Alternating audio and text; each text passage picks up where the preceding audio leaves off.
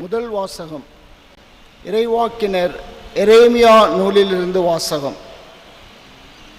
ஆண்டவர் கூறுவது, இதோ நாள்கள் வருகின்றன, அப்போது நான் தாவீதுக்கு ஒரு நீதியுள்ள தளிர் தோன்றச் செய்வேன்.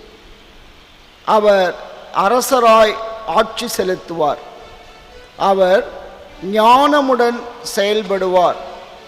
அவர் நாட்டில் நீதியையும் நேர்மையும் நிலைநாட்டுவார். அவர் தம் நாள்களில் யூதா விடுதலை பெறும், இஸ்ரேல் பாதுகாப்புடன் வாழும்.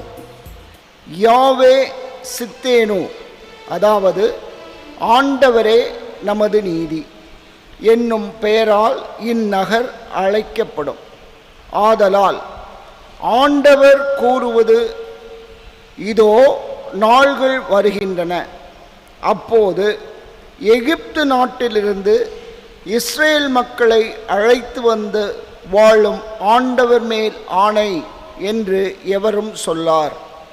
மாறாக இஸ்ரேல் குடும்ப மரபினர் தங்கள் சொந்த நாட்டில் வாழும்படி அவர்களை வடக்கு நாட்டிலிருந்தும் அவர்கள் துரத்தி அடிக்கப்பட்டிருந்த அனைத்து நாடுகளிலிருந்தும் அழைத்து வந்து வாழும் ஆண்டவர் மேல் ஆணை என்று கூறுவர். ஆண்டவரின் அருள்வாக்கு. இறைவனுக்கு நன்றி.